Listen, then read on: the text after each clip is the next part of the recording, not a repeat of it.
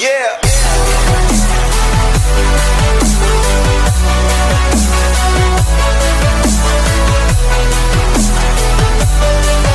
Hey boys, it's Banjo-Kazooie here, and for today's video, welcome back to another top 10 video, where today I'm going to be counting down the best characters for Smash Brothers that are guest characters. If you don't know what I really mean by guest characters, I mean characters that aren't affiliated with Nintendo whatsoever, but are still included in this amazing crossover and all. Characters such as Sonic the Hedgehog, Pac-Man, Simon and Richter, Ryu and Ken, those are different examples of characters that aren't affiliated with Nintendo. There is at least over 10 to possibly 20 different characters that isn't from Nintendo and from a third-party company. So you might be asking which of these characters are truly the best. And before I start this whole countdown of this top 10, I want to let you know that obviously these are my thoughts and opinions, and there aren't any necessary rules. All I can ever think of is the fact that I guess you can say how exciting this character's inclusion is, and that's all I can really say about it.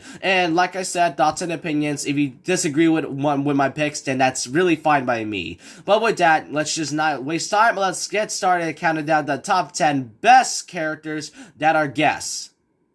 Number 10 is Snake from the Metal Gear series. For the character that was the very first one that isn't from Nintendo, this was such an exciting inclusion. Now, if you see some of my videos before, you would know that Snake's inclusion made a huge history to Smash Brothers forever. When he first appeared in Brawl and was announced as the very first third-party character, it was nice to see Snake to be the character that opens the door for many different characters that isn't just Nintendo characters. And plus, he was considered to be back in Melee by a request of Hideo Kojima, who is good friends with Sakurai, but since then, they wanted to wait until the right time for this character to even come and be included into this best fighting game yet.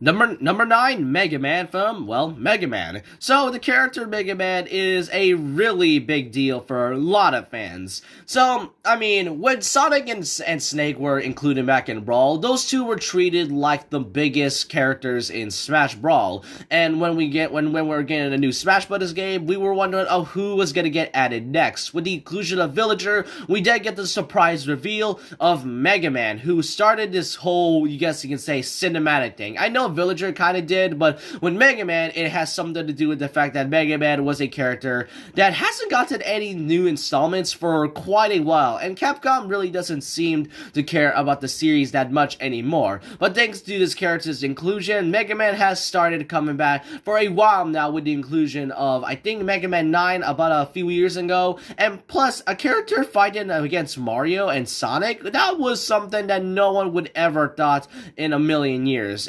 And Mega Man's inclusion was a great thing given how Capcom has now accepted their characters being in this crossover.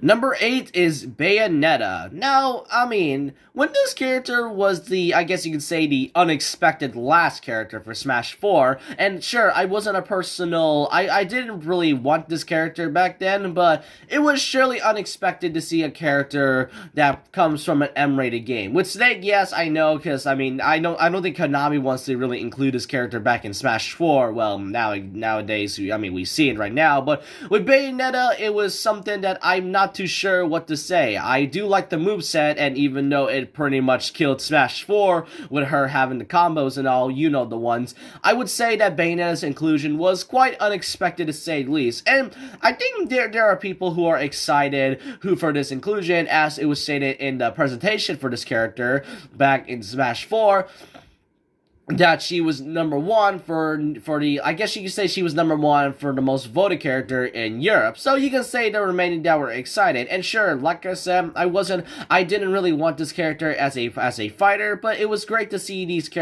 character being included, and it was a good unexpected way to end Smash 4's DLC at that time, even if some never really personally wanted this character to begin with. Number 7 is Ryu from the Street Fighter series. Now, I was going to include Ken since, I mean, they're both from the same series, and Ken plays like Ryu, but I just want to include Ryu for this one because why not? Ryu is a fighting game character, so to see a fighting game character in a fighting game makes total sense with the inclusion of his input command inputs, and especially an inclusion of a new stage. It was something that was imaginable. And like I said with Mega Man, it looks like Capcom was accepting their franchises being in Smash Bros. A lot more often, and Street Fighter being included was another huge deal. I mean Mega Man and Pac-Man, sure, those characters were huge, but a Street Fighter character was unimaginable. You would never imagine Mario fighting this character or Link trying to fight Ryu at all. So, I mean, a fighting game character in a fighting game, sign me up right now. Number 6, Joker from Persona 5, or I guess you can say the spin-off series of Persona of the Shin Megami Tensei series, but for Joker specifically, it is the Persona series. The character was unexpected. With Bayonetta, it was surely unexpected for her to be the last fighter for Smash 4, but with Joker, it was way more different. Before the release of Smash Ultimate back in 2018 at the Game Awards, there was an unexpected announcement of this character. Since Nintendo was the one who was choosing the characters and all of the characters for the first Fighters Pass was finalized, many were expecting a Nintendo character right after Piranha Plant, since, I mean, it was Nintendo who's involved. But the sheer unexpectedness with Joker being included, when they revealed the Smash symbol, then yeah, that definitely destroyed the internet for sure. And as the lyrics once says, you never really see it coming. For Joker's inclusion and having him is such a huge accomplishment, and plus Sakurai and the Smash team was inspired by Persona 5's AI, or was it UI, I'm not sure, but it was inspired by the Smash Brothers, I guess the Smash Brothers menu and all was designed and inspired by Persona 5's UI. So you can say that this character makes way more of an impact, and the sheer unexpectedness of him being the first character of the first Fighters Pass. Number 5, Banjo and Kazooie. A character that hasn't gotten any new installments since I guess 2008, and the last game they've had was Nuts and Bolts, in which we recall was a weird disaster for the series, and ever since then Banjo-Kazooie hasn't gotten any new games since then. And no, those remastered games on the Xbox doesn't really count. So the fact that Microsoft including this character, and I've been hearing that Phil Spencer really wanted Banjo-Kazooie for really quite a while since then. So to see this inclusion from the creator of Xbox, I think Phil Spencer is the creator of Xbox, is such an accomplishment. And the fact that, and plus, this character was asked for years, since the Melee days, and to see this character now being included, and really, this was a character that I guess you can say was the long-lost friend for Donkey Kong, Diddy Kong, and King K. Rool, as we saw from the trailer. So Banjo-Kazooie's inclusion made a huge impact and a heartwarming return, and it really goes to show that the console wars between Nintendo and Microsoft is really over, maybe except for Sony. Who knows if Nintendo and Microsoft would get along with Sony at this point. Overall, that's why he's like the number 6, I think the number 5 spot for this one. Now here's a special one. This is a 2-in-1 character for the number 4 spot, Cloud and Sephiroth. These two characters made an impact in many ways possible. Let's start off with Cloud. Cloud himself, you can say, really changed the internet and Smash Brothers in forever. This was the start of a new era of characters that were, quote-unquote impossible. Square Enix, yeah, sure, Cloud may have had a rough start with its content, with just him having a stage and 2 music tracks and all, and, just him barely getting any sort of content at all, but Cloud being included was a change of a new era for Smash Brothers, with Square and Nintendo finally working together. No, this wasn't really the first time Square and Nintendo worked together, since they've done other things, but to have Cloud being part of Smash Brothers was a huge thing. Plus, with the inclusion of this character, Tetsuya Nomura and Sakurai were both friends. That was something, really. But with Cloud's inclusion being somewhat dry when it comes to content, Sephiroth changed things forever as well. After all, who knew this character would even come to Smash Brothers at all? I assume that there was 10% of fans who wanted this character, and one of the 10% included me, I never really thought we'd never see a Final Fantasy character after all, and even the designer of the character never really thought of having this character being included because it would take away of other spots for the second Final Spaz, and the sheer unexpectedness of this character's inclusion makes it even better. So all I can say is that these two different Square Enix characters really exploded the internet in so many ways. With Cloud with Square Enix now working with Nintendo, it goes to shows that negotiations can possibly go through, maybe except with copyrighting. Number 3 is Steve from Minecraft. I don't know why. When I look at this character, it just seems so impossible to look at. Mr. Game & Watch, sure, it's an odd character that is, flat. It's a flat character. Rob, who doesn't really have any sort of installments aside from being an actual controller/toy for, the 1980s. So, seeing this character being a guest character, I want to say a guest character, I would just say that Rob was a character that no one expected to be a fighter. And with Dog Cons, they don't even fight at all, but they managed to give more moves than I thought. But with Steve, it's way more different. And that's the fact of how it took so long, and especially how very fake he looks. Even to this very day, after a whole entire year, I am still in disbelief that Steve was in Minecraft. And this character's inclusion was so big that it's destroyed Twitter.